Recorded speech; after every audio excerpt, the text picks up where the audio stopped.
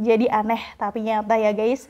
Pertemuan tersebut diunggah dalam akun media sosial resmi milik Menkyu Singapura, tetapi Anies Baswedan ini tidak melakukan unggahan momen tersebut. Coba tanya kenapa? Apakah Anies Baswedan takut kehilangan suara dari simpatisan Abdul Somad, guys?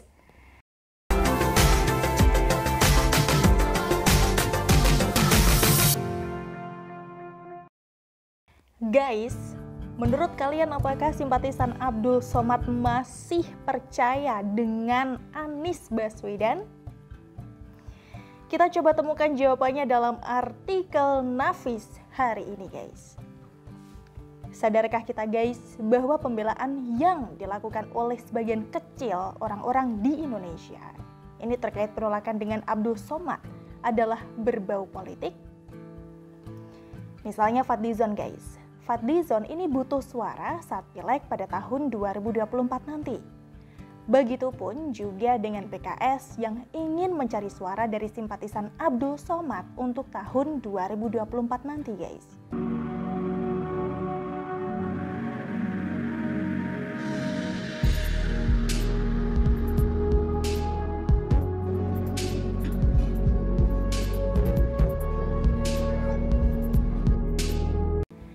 Lagi pula ya, apakah mereka ini tidak malu melakukan demo ke Kedutaan Besar Singapura demi membela Abdul Somad yang ingin liburan ke Singapura dengan istri mudanya atau dengan keluarganya? Logika sajalah guys, apakah kalian sebagai tuan rumah ini mau memasukkan tamu sembarangan orang? Tentu saja tidak kan guys. Jadi wajar saja jika Singapura ini sebagai tuan rumah ya punya hak menolak Abdul Somad masuk ke negara mereka. Yang mirisnya guys, Abdul Somad ini malah mengatakan bahwa Singapura sebagai negara kecil yang sombong karena menolak masuk Abdul Somad ke negara mereka seperti yang terlihat dalam video berikut ini. Pikir saya negaranya ini kan kecil aja. Kencing kita sama-sama di Indonesia ini diarahkan pipanya itu tenggelam dia. Kok sombong kali dia gitu. Padahal dulu diserang sama Demak. Coba aja bagaimana Temasik itu diserang sama Demak. Yang ditolak masuk ke negara Singapura adalah Abdul Somad guys sebagai tamu, tetapi yang disalahkan ini malah Singapura sebagai tuan rumah. Logika apaan coba ini? Ngakak guys.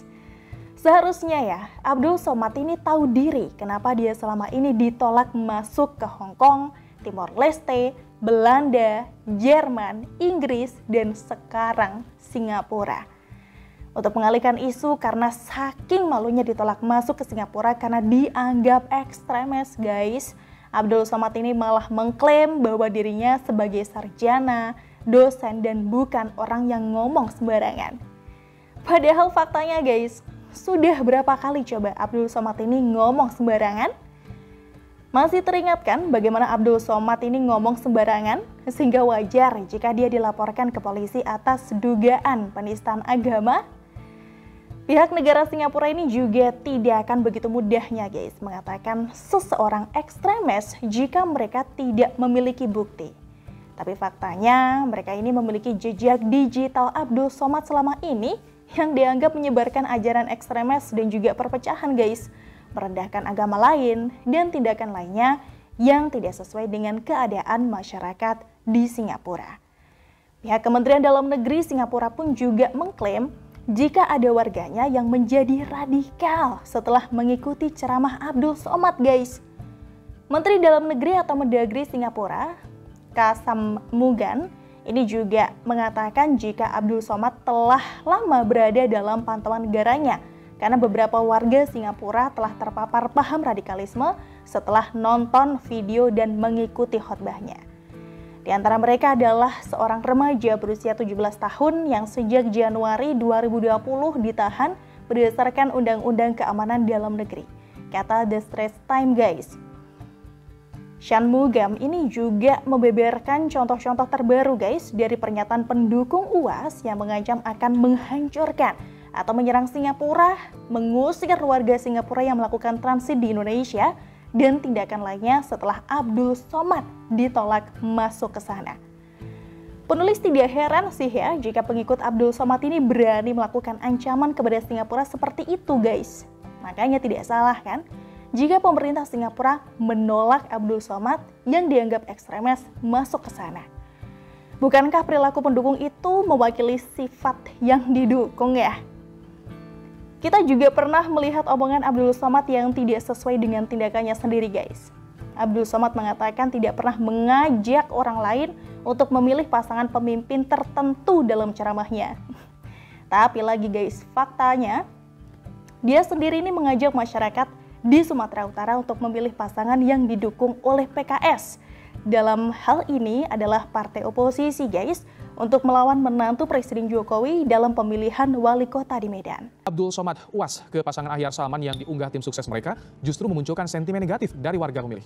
Analisis itu diungkapkan dosen ilmu politik Universitas Sumatera Utara, Fernanda Putra Adela. Selain politik identitas, banjir bandang yang menerjang Medan awal Desember lalu justru mempengaruhi pemilih untuk tak memilih Ahyar Nasution yang berstatus sebagai wali kota petahana Medan. Dengarkan ceramah saya dari A sampai Z, saya tidak pernah ikut politik, saya bukan orang partai, saya tidak pernah menyebut calon. Supaya memilih pasangan aman, Bapak Ahyar Nasution. Bahwa saya bertemu orang, tokoh politik, maka semua orang bertemu, tidak pernah mengajak. Saya mengajak seluruh masyarakat Medan. Pahami dengan baik. Lalu guys, apakah Abdul Somad ini mau mengkampanyekan pasangan Ahyar Nasution dan juga Salman Al Farisi agar memenangkan pilkada di Medan tersebut secara gratis? Jadi guys, rakyat ini sudah bisa menilai sendiri ya apa dan siapa sebenarnya si Abdul Somad ini.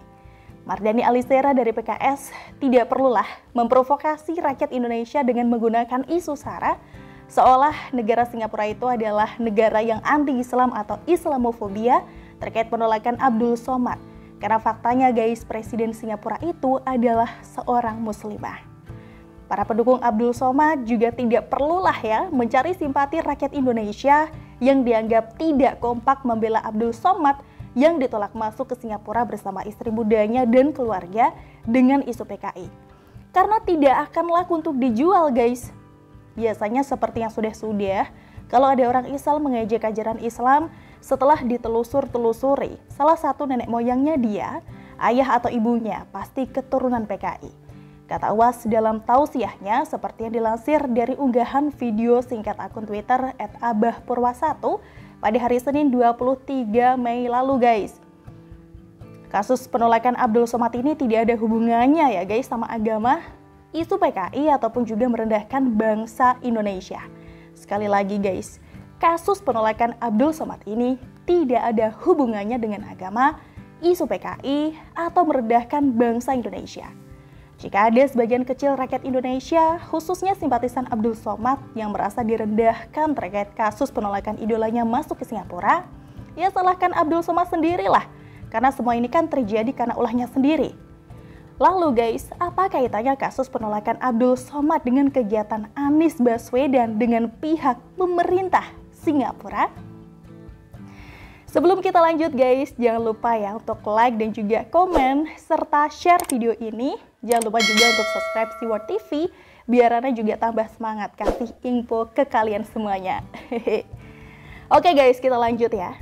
Jadi, beberapa hari setelah Abdul Somad ditolak masuk ke Singapura guys, tepatnya pada tanggal 20 Mei lalu, banyak yang pura-pura tidak tahu jika Menteri Keuangan atau Menkyu Singapura yang bernama Lawrence Wong ini melakukan pertemuan dengan Anies Baswedan di Jakarta. Pertemuan antara Menkyu Singapura dengan Anies Baswedan tersebut juga bisa dilihat dalam cuitan akun Twitter resmi Menkyu Singapura yang beralamatkan di @lawrencewongst. Menkyu Singapura ini juga diketahui mengunggah momen pertemuannya dengan Anies Baswedan dalam akun Instagramnya guys di @lawrencewongst juga. Jadi aneh tapi nyata ya guys. Pertemuan tersebut diunggah dalam akun media sosial resmi milik Menkyu Singapura, tetapi Anies Baswedan ini tidak melakukan unggahan momen tersebut. Coba tanya kenapa? Apakah Anies Baswedan takut kehilangan suara dari simpatisan Abdul Somad guys? Di saat para oposisi sedang gencarnya membuat narasi jahat terhadap Singapura terkait penolakan Abdul Somad masuk ke sana, Anies Baswedan yang merupakan capres idola para oposisi ini malah melakukan pertemuan dengan Menkyu Singapura di Jakarta. Tentu saja ini seperti tamparan keras ya guys bagi para oposisi, khususnya nih simpatisan Abdul Somad yang mengidolakan Anies Baswedan sebagai capres. Apakah simpatisan Abdul Somad dan juga para oposisi ini masih percaya dengan Anies Baswedan yang melakukan pertemuan dengan Menkyu Singapura hanya beberapa hari setelah Abdul Somad ditolak masuk ke sana guys? Silahkan ya, kalian semuanya menilai sendiri kenapa Anies Baswedan tidak mengunggah pertemuannya dengan Menkyu Singapura. Politik itu memang kejam sih guys. Tidak ada teman sejati, tetapi yang ada adalah kepentingan abadi. Wassalam dari Nafis Iwan.